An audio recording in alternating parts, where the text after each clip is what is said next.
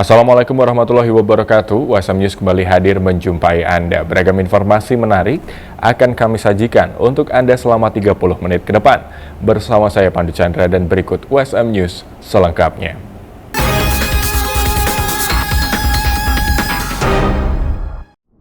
ASEAN School Badminton Championship 2024 usai digelar baru-baru ini. Gelaran kompetisi internasional ini diikuti 7 negara ASEAN termasuk Indonesia sebagai tuan rumah dan menjadikan kompetisi ini sebagai ajang untuk merawat persahabatan antar negara.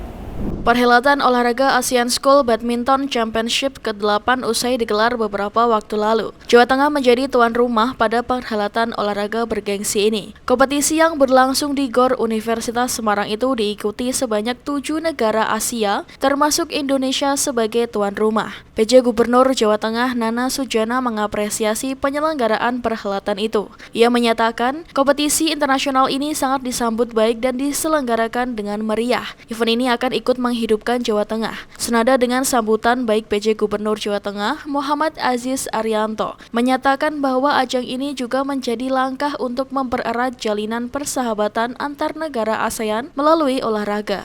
Pertandingan di sini kita mau kejuaraan ASEAN School Badminton Championship yang ke-8 ini diikuti dari negara termasuk tuan rumah Indonesia. Tujuan utamanya pasti prestasi di cabang badminton. Tetapi selain prestasi adalah kebiasaan dari pelajar, kita yang penting juga persahabatan. Dan selain persahabatan, kita juga akan mengenalkan dan edukasi terkait dengan budaya di Indonesia. Karena rangkaiannya kita seperti ini dari awal sampai kepulangan bersamaan bareng. Diawali dari kedatangan, pertandingan, dan nanti hari Minggu kita ada kompetisi gabungan budaya di sini. Yaitu kita akan bawa ke Sampurong dan Lawang Sewu. Yang terakhir kita bawa ke tempat kuliner dan pembelian souvenir. Biar negara bisa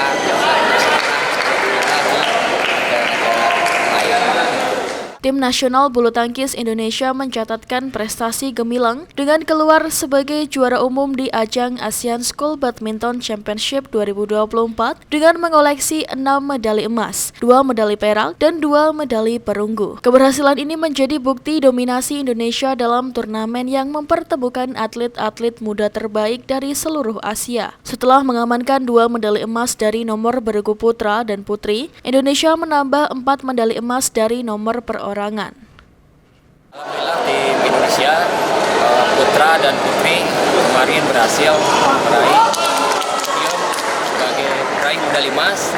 Putri kita bisa mengalahkan di final negara Thailand dengan skor 3-2 dan kemudian bergu putra bisa mengalahkan pemain dari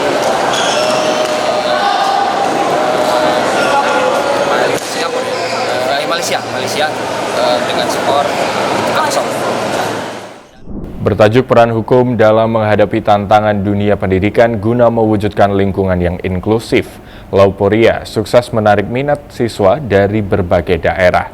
Beragam lomba yang digelar diikuti dengan antusias oleh para peserta. BEM Fakultas Hukum Universitas Semarang kembali menggelar kegiatan Lauporia baru-baru ini dengan mengusung tema peran hukum dalam menghadapi tantangan dunia pendidikan guna mewujudkan lingkungan yang inklusif. Kegiatan ini diikuti oleh pelajar SMA, SMK, MA sederajat se-Jawa Tengah. Terdapat 3 cabang lomba yang dilombakan yaitu lomba pidato, lomba poster, dan talk show.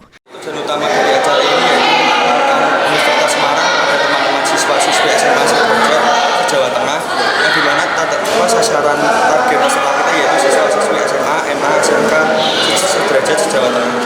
Kegiatan ini dibuka dengan sambutan Ketua Pelaksana Gubernur BEM FH USM dan Dekan Fakultas Hukum USM. Dalam talk show yang digelar turut dihadiri 3 narasumber yaitu Duta Genre Kota Semarang 2024, M. Fadlan Holid, mahasiswa berprestasi dari Fakultas Hukum Rizky Wahyu Nugroho, serta dosen Fakultas Hukum USM Dr. Tri Mulyani SPD SHMH. Salah satu peserta Lolita Chelsea mengaku dirinya tak menyangka dapat memenangkan perlombaan pidato itu di tengah banyaknya peserta yang berasal dari berbagai daerah. Nggak nyangka ya, karena tadi memang lawannya juga bagus-bagus. Dari sekolah-sekolah di Jawa Tengah banyak banget, dari Demak, ada dari Gunung Pati, dari Mangkang. Jadi benar-benar nggak nyangka banget sih, karena lawannya juga udah hebat-hebat banget. Apakah ada kendala dan bagaimana persiapannya sebelum mengikuti lomba? Untuk kendala pastinya banyak. Kendalanya karena disambi sekolah juga kan, jadi harus dibagi waktu antara menghafalkan, juga sekolah dan lain-lain. Untuk persiapannya itu sebetulnya sebentar aja. Untuk grand final ini baru ngafalin teks itu jam 9 malam sampai jam 12 malam. Untuk pidato saya tadi berjudul tentang peran hukum dalam menghadapi tantangan pendidikan guna mewujudkan lingkungan yang inklusif. Itu tentang suatu pendidikan Indonesia yang terkadang itu masih ada kesenjangan sosial yang seharusnya kita sebagai generasi muda mengantisipasi hal tersebut. Proyek rumah pompa untuk menanggulangi banjir di kawasan Kota Lama tengah dijalankan oleh pemerintah Kota Semarang. Proyek ini diharapkan dapat mengurangi genangan air di wilayah rawan banjir. Pemerintah Kota Semarang tengah melaksanakan proyek pembangunan rumah pompa di kawasan Kota Lama, tepatnya di Jalan Kolonel Sugio. Proyek ini merupakan bagian dari upaya pengendalian banjir di Kota Semarang yang sering melanda berbagai wilayah seperti Depok, Poncol, Gajah Mada, Johar, hingga Tugu Muda. Proyek ini memiliki beberapa komponen utama, antara lain pemasangan batu sepanjang 150 meter, pembangunan bak kolam retensi, serta pemasangan pompa. Air yang menggenangi wilayah-wilayah tersebut nantinya akan ditarik masuk ke Sungai Kali Semarang untuk kemudian didistribusikan ke laut guna mengurangi resiko banjir. Jadi tujuan proyek ini untuk menanggulangi banjir, salah satunya yang ada di Kota Semarang, di Semarang Utara. Kontrak proyeknya cuma 132 hari. Dimulainya kemarin bulan Agustus, berakhirnya bulan Desember tanggal 5. Kalau proyek ini proyek dari Dinas PU Kota Semarang, Dinas PSDA. Untuk pemenang tendernya CV Bintang Samudra. Proyek tender ini nilainya 4,3 miliar. Intinya untuk menanggulangi banjir yang ada di Kota Semarang. Jadi apalagi wilayah Semarang Utara, terlebih wilayah Depok, wilayah Gajah Mada dan wilayah sekitarnya itu sering kena banjir. Makanya dibuatlah rumah pompa. Rumah pompa yang ada di sini itu kan hanya 2 pompa. Nah, ini ditambah jadi 4 pompa nantinya jangka panjangnya, supaya banjir di Kota Semarang, terutama di Semarang Utara, wilayah Johar, wilayah Depok, wilayah Tugu Muda, wilayah Poncol itu bisa teratasi. Menjelang penetapan sebagai calon gubernur oleh KPU Jateng, Cagup Ahmad Lutfi sowan ke sejumlah kiai sepuh pengasuh pondok pesantren di Jawa Tengah. Salah satu ponpes yang dikunjungi yakni Ponpes Giri Kusumo, Meranggen Demak yang diasuh oleh Kiai Haji Munif Muhammad Zuhri. Dalam kesempatan tersebut, Ahmad Lutfi yang datang tanpa didampingi Tad Yasin menerima pesan dan amanat agar lebih bermanfaat untuk masyarakat Jawa Tengah. Kedatangan bakal calon gubernur Jawa Tengah Ahmad Lutfi di Ponpes Giri Kusumo, Meranggen Demak, Jawa Tengah disambut langsung oleh pengasuh Pondok Pesantren Giri Kusumo, Kiai Haji Munif Muhammad Zuhri atau Bah Munif Giri Kusumo. Meski tanpa didampingi calon wakil gubernurnya Tad Yasin Maimun, kedatangan Lutfi tampak seperti pertemuan dua sahabat lama yang penuh kehangatan dan tawa. Setelah didoakan, Ahmad Lutfi juga diberi sebuah tongkat oleh Kiai Haji Munif Muhammad Zuhri atau Bah Munif Giri Kusumo. Tongkat kayu tersebut sebagai simbol dukungan, restu, dan harapan agar Ahmad Lutfi dapat memimpin Jawa Tengah dengan penuh kebijaksanaan dan kasih sayang. Bah Munif berpesan agar masyarakat Jawa Tengah selalu rukun dan bersatu untuk membangun provinsi ini. Ia mengenang masa kepemimpinan Lutfi sebagai Kapolda Jawa Tengah selama 4 tahun, di mana provinsi tersebut tetap kondusif dan aman. Ini yang kita butuhkan, ini yang kita butuhkan. Biar hati orang-orang miskin ini basah, tidak kering.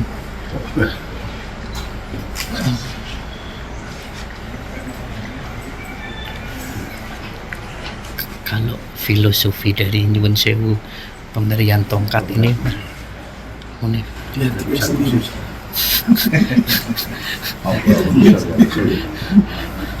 Saya tidak punya apa-apa yang bisa saya aturkan ke beliau.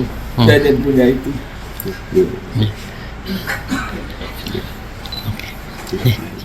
Sementara itu, Ahmad Lutfi yang mengenakan setelan pakaian safari serba coklat dan peci hitam menyampaikan terkait kunjungannya, yakni untuk bersilaturahmi sekaligus memohon doa restu menjelang penetapan sebagai calon gubernur oleh KPU Jateng. Bagi Lutfi, restu tersebut menjadi bekal penting untuk maju dalam Pilgub Jateng 2024, di mana dirinya bersama Taj Yassin akan berkomitmen untuk menjadi pemimpin yang mengayomi semua lapisan masyarakat, sesuai dengan pesan para kiai sepuh yang bijak.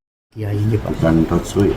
Jadi silaturahmi. doa restu berkah dari para sesepuh para kiai itu sangat menunjukkan hati, terutama dalam demokrasi kita. Jadi berkahnya beliau merupakan suatu semangat spirit kita untuk menjadi kontestasi wilayah Jawa Tengah yang lebih baik, terutama apa yang disampaikan beliau tadi. Senyum itu mempunyai filosofi yang sangat besar sekali, terutama bagi masyarakat kita harus punya. Dengan senyum itu akan menimbulkan bahwa di wilayah Jawa Tengah adalah saling menghormati dan gotong royong yang paling utama. Itu mungkin nyawanya. Pak Lutfi punya makna sendiri Pak, minta doa restu kiai ini sebelum penetapan, sebelum kampanye. Kita berusaha, tetapi para kiai sepuh adalah doa yang paling terakhir. Kalau kita sudah berusaha, doalah senjatanya paling mujarab dan afdol, sehingga kita bisa menembus langit. Tidak boleh kita mengesampingkan hablum minallah, doa kepada atas. Meskipun kita berusaha dengan hablum minallah, di antaranya doa beliau dan petuah beliau, itu yang akan menunjukkan kita. Selain ke Giri Kusumo, Ahmad Lutfi juga mengunjungi ke para kiai sepuh lainnya di Jawa Tengah, yakni pengasuh Ponpes Al-Ittihad Poncol Kabupaten Semarang, Kiai Haji Fatur Rahman, pengasuh Ponpes Al-Masudiyah Blater Kabupaten Semarang, Kiai Haji Fatur Rahim, dan pengasuh pesantren Al-Uqolah Kalisidi Kabupaten Semarang, Kiai Haji Zumardi Ahmad Salis. Jelang Pilkada serentak 2024, Bawaslu Kabupaten Kudus, Jawa Tengah menemukan aparatur sipil negara yang diduga tidak netral. ASN tersebut kedapatan berfoto dengan salah satu bakal calon bupati, wakil bupati Kudus saat pendaftaran ke KPU Kudus. Temuan ASN di Kudus, Jawa Tengah yang diduga tidak netral berasal dari informasi masyarakat bahwa salah satu ASN berfoto dengan salah satu bakal pasangan calon bupati dan wakil bupati Kudus saat pendaftaran di KPU Kudus beberapa waktu lalu. Setelah ditelusuri oleh Bawaslu, memang benar orang dalam foto merupakan ASN sebagai kepala sekolah salah satu SD negeri di Kecamatan Jekulo, Kudus. Ketua Bawaslu Kudus, Moh Wahibul Minan, mengatakan ASN tersebut telah terbukti melakukan pelanggaran tentang netralitas ASN. Atas temuan tersebut, Bawaslu Kudus telah mengirimkan surat pemberitahuan kepada Badan Kepegawaian Negara atau BKN agar memberikan sanksi kepada ASN bersangkutan. Ya, terima kasih terkait dengan ASN yang tidak netral. Kemarin tanggal 11 bulan September 2024 kita sudah melayangkan surat kepada BKN yang ada di Sleman ya, Regional 1. Kita berkoordinasi ke sana dan sekaligus membawa surat penerusan. Karena terkait dengan pelanggaran hukum lainnya, dalam hal ini adalah ASN, ini kita langsung serahkan kepada atasannya. Kita tidak punya kewajiban untuk mengklarifikasi. Akan tetapi itu sebelum kita kirimkan ke sana, kita telah melalui mekanisme penelusuran akan kebenarannya, keberadaannya. Apakah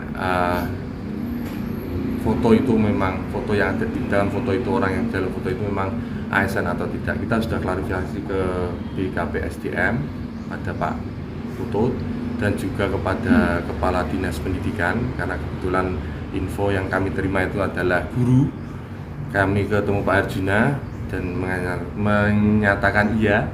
Setelah itu kita dilarikan ke Korwil, dalam hari Korwil di Kecamatan Cikulo, dan juga menyatakan yang sama. Dengan adanya 3 penelusuran itu, maka kemudian kita rekomendasikan ke BKN. Pada temuannya seperti apa Pak pelanggarannya? Pelanggarannya kalau terkait ini, mereka ASN itu berfoto dengan pasangan calon, dengan salah satu calon pada saat sebelum mendaftar ke KPU pendaftaran kemarin. Karena di Undang-Undang ASN sendiri kan disebutkan bahwa ASN itu harus netral, kemudian tidak berpihak kepada kepentingan golongan tertentu, tidak boleh berafiliasi dengan partai politik, dengan pasangan calon, ini tidak diperbolehkan. Dan juga di aturan SKB 3 Menteri, salah satunya Menteri Pemberdayaan Menpan RB itu juga menyatakan bahwa ASN itu tidak boleh berfoto dengan pasangan calon dan sebagainya. Nah, dengan adanya itu kita serahkan ke BKN, persoalan nanti sanksi apa yang diberikan ini sudah menjadi ranah mereka, bukan ranah kami. Atas temuan tersebut, Bawaslu Kudus terus melakukan pengawasan bagi para ASN di Kudus. Bawaslu Kudus diketahui juga telah melakukan sosialisasi kepada seluruh ASN di Kudus tentang netralitas ASN jelang Pilkada serentak 27 November mendatang. Buah mengkudu atau sering dikenal sebagai pace seringkali diabaikan oleh masyarakat. Teksturnya yang lembek dan aromanya yang begitu menyengat membuat sebagian orang tidak menyukai buah tersebut. Malikatin, salah satu warga desa Sekuro RT 3 RW 1 Kecamatan Melongo, Kabupaten Jepara. Buah mengkudu ia jadikan sebagai serbuk kopi yang memiliki banyak manfaat. Ia mengatakan buah mengkudu segar memiliki berbagai manfaat, seperti untuk mengobati penderita asam lambung, asam urat, kolesterol, darah tinggi, hingga penyakit kuning atau hipertensi. Tapi buah mengkudu yang sudah diproses menjadi kopi mengkudu kurang cocok untuk penderita asam lambung. Proses pembuatan kopi mengkudu sangat sederhana. Buah mengkudu segar yang masih keras dipotong menjadi bentuk yang lebih halus. Tetapi jika sudah matang dan dagingnya berubah lembek, maka ia hanya perlu memisahkan daging buah dan bijinya. Biji yang sudah dicuci bersih kemudian dijemur hingga kering. Setelah itu biji disangrai di atas wajan tanah hingga warnanya berubah menjadi hitam. Biji kemudian diblender hingga halus menyerupai serbuk kopi. Satu bungkus kopi mengkudu dengan ukuran 100 gram dijual dengan harga Rp60.000. Ide awalnya dulu itu kan saya kena kayak asam urat gitu ya, terus ada kayak kuning kalau dibilang dokter hepatitis ya, kebetulan saya itu membuat ramuan seperti itu. Terus kebetulan kan ada saudara yang kena ini kayak diabetes gitu ya, terus akhirnya saya membuat seperti itu. Alhamdulillah saudara itu ada perubahan. Terus lama-kelamaan kan diketahui dari masyarakat. Terus alhamdulillah banyak yang minatnya semakin lama semakin bertambah. Terus alhamdulillah banyak yang cocok juga. Yang awalnya itu sakit diabetes sampai nggak bisa ngapa-ngapain, sampai nggak bisa tidur, nggak doyan makan, terus keadaan tubuhnya sudah lungless, sudah nggak bisa ngapa-ngapain. Alhamdulillah setelah mengkonsumsi ini kopi mengkudu dari Asifa ini, alhamdulillah sekarang tuh sudah sembuh. Sebenarnya itu untuk asam urat, kolesterol, darah tinggi, diabetes, termasuk untuk lambung, terus untuk hepatitis. Kayak gimana Mbak itu kopinya? Seger sih, kayak di tenggorokan kayak langsung plong gitu. Enak. Dengan kopi biasa rasanya gimana Mbak?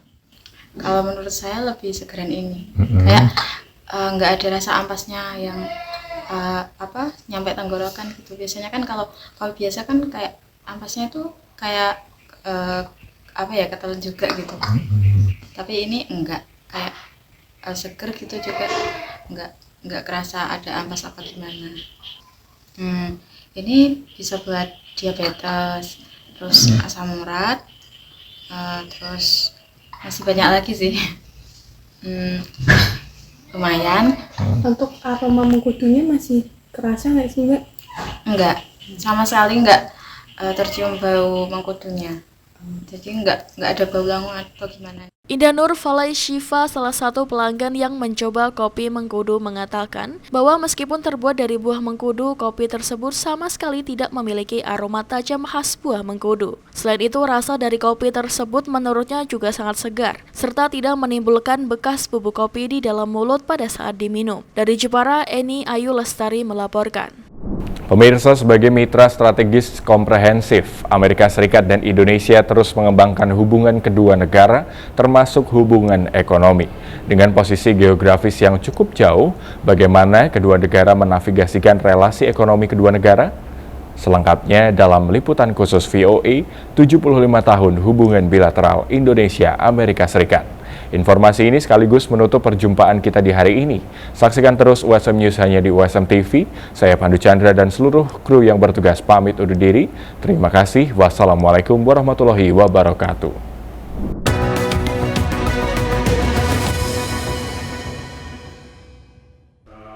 Selama hampir setahun, Indonesia dan Amerika Serikat berada dalam kemitraan strategis komprehensif, hubungan kedua negara semakin mendekat. AS menyebut Indonesia punya kedudukan yang tepat untuk memimpin kemajuan ekonomi kawasan. Indonesia continues to lead the way as IPEF partners now turn from negotiating to the important step of operationalizing their agreements across the supply chain, the clean economy, and the fair economy pillars of IPEF. Indo-Pacific Economic Framework, kerangka ekonomi Indo-Pasifik atau IPEF, adalah upaya AS untuk merangkul kawasan termasuk Indonesia setelah keluar dari kemitraan Trans-Pasifik TPP pada masa pemerintahan Donald Trump. Analis menilai ketidakikutsertaan AS dalam dua perjanjian perdagangan terbesar di kawasan, TPP dan RCEP, yang digagas oleh Tiongkok, akan merugikan AS di masa mendatang, juga mengurangi rasa percaya dalam berbisnis. Indonesia is frustrated when it's trying to gain access to the U.S. market and free trade agreements, but it's not specific to Indonesia. It's really the United States writ large. It's unfortunate, but it's one of the areas where both parties are in agreement about sort of having a skepticism towards free trade agreement. Amerika Serikat merupakan tujuan ekspor non-migas kedua terbesar Indonesia setelah Tiongkok. Pada tahun 2023, total volume perdagangan Indonesia dan AS mencapai 36,7 miliar dolar dengan surplus bagi Indonesia sebesar 16,9 miliar dolar. Ekspor Indonesia ke AS mencapai 26,8 miliar dolar, sementara ekspor AS ke Indonesia mencapai 9,9 miliar dolar. Sementara investasi AS di Indonesia mencapai 3,3 miliar dolar pada tahun 2023 dengan total 4.619 proyek. Indonesia berharap AS bisa lebih memahami konteks budaya dalam menjalin hubungan ekonomi dengan negara di kawasan. Cultures di dalam ASEAN yang terkenal dengan brotherly, sisterly di dalam semua aspek negosiasi dan lain-lain itu juga dipahami oleh siapapun yang datang ke kawasan Indo-Pasifik. Karena kita semua mengelola uniqueness ataupun geographic benefits, misalnya wilayah yang sangat strategik, yang selalu dilewati oleh perdagangan, itu semua kita bisa dengan baik dengan dikelola. Potensi yang bisa dieksplorasi kedua negara masih besar, baik dalam ranah investasi maupun perdagangan. Dari tahun ke tahun mengalami peningkatan sekitar 10%, dan ini kalau kita melihat dari potensi yang ada itu masih sangat bisa digali ya, khususnya kalau kita melihat total GDP kedua negara, kemudian juga kalau kita bandingkan dengan negara kompetitor kita, ini perdagangan Indonesia di Amerika ini masih banyak yang harus kita dorong dan peluangnya sangat besar. Indonesia dan AS secara rutin bertemu di bawah Perjanjian Perdagangan dan Investasi Bilateral tahun 1996 untuk membahas isu bilateral, regional, dan multilateral. Dari Washington DC, Virginia Gunawan, Eva Mastrieva, VOA.